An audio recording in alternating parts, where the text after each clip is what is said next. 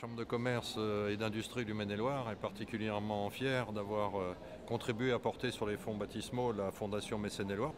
Ce qui nous paraissait important, c'est si un chef d'entreprise est un acteur majeur de la vie économique locale et il a un rôle stratégique à jouer au sein de son entreprise.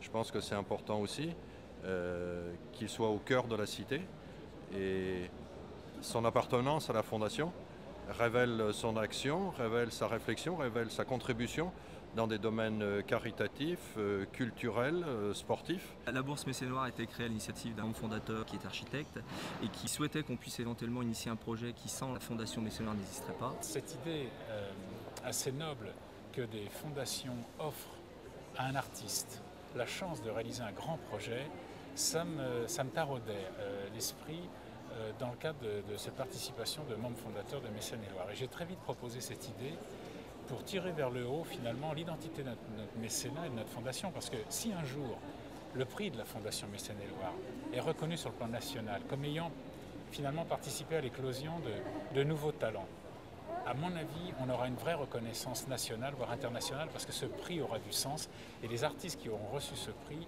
s'y retrouveront. On a décidé d'attribuer un montant de 45 000 € pour une bourse avec un thème particulier, art, innovation, économie en enjeu.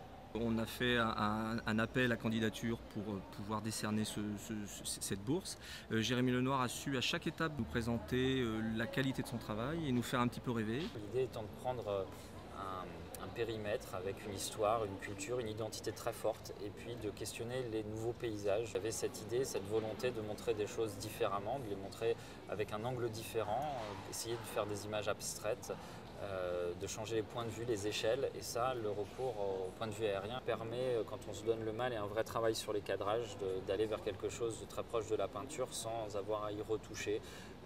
Au contraire, il y a vraiment cette passerelle entre l'image imaginaire qu'on ne peut pas comprendre et pourtant c'est une image du réel.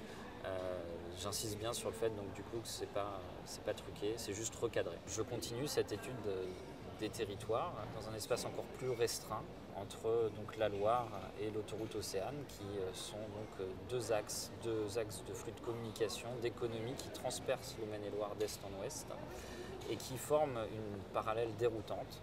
Donc on a cet axe naturel, historique de la Loire qui a été l'artère principale du département jusqu'à la moitié du 19e siècle. Et puis une autoroute extrêmement contemporaine, bâtie pour aller encore plus vite. Cette exposition de photos est une exposition contemporaine qui révèle des vues, des images, des réalités de la vie notamment économique ou agricole de la vallée de la Loire. Et à ce titre-là, elle est révélatrice de la richesse de notre patrimoine. L'idée avec cette bourse, c'était de lui donner un nouveau sens de lecture à travers sa mise en espace. Voilà, on peut apporter beaucoup de choses de façon originale, réfléchir sur des concepts de scénographie. Donc j'ai travaillé en collaboration avec Olivier Desportes. Je suis parti sur le principe de travailler à partir de perspectives pour reprendre le travail de Jérémy qui travaille sur le territoire. Il travaille sur deux longueurs qui sont la Loire et l'autoroute Océane. Et donc l'idée c'était d'appuyer en fait ces dires à travers une mise en espace qui reprend justement son concept.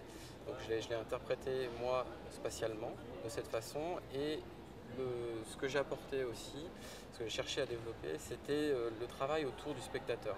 C'est-à-dire que le spectateur, quand il arrive, il est devant deux panneaux, deux grandes photos, deux grandes images. Et petit à petit, on s'aperçoit que ces images vont tomber pour arriver à la fin, avoir une image complètement à plat. Et l'idée, c'était vraiment ça, c'était d'avoir vraiment un dégradé pour que le visiteur se retrouve acteur à la fin. Qu'on le mette un peu, qu'on lui permette d'avoir la vision de l'artiste. Notre fondation d'entreprise qui a été créée il y a presque 5 ans, en août 2007, regroupe donc 24 entreprises du département. Une fondation d'entreprise a une durée limitée de 5 ans par la loi. Nous allons relancer une nouvelle fondation d'entreprise Mécène-et-Loire, normalement en août 2012, avec des nouveaux membres, avec un nouveau montant qu'on espère une dotation de 300 000 € par an, ce qui porterait notre dotation quinquennale à 1 500 000 € contre 800 000 actuellement. Le mécénat par les entreprises a du sens. Fédérons nos moyens, nos désirs, nos envies. Je pense que l'art est la seule excuse de l'homme. Là où il est beau, là où il est magnifique, là où il passe à la postérité, c'est au travers de l'art. C'est là où il se révèle, c'est là où il se transcende. Alors il faut soutenir l'art. Là, l'homme est beau.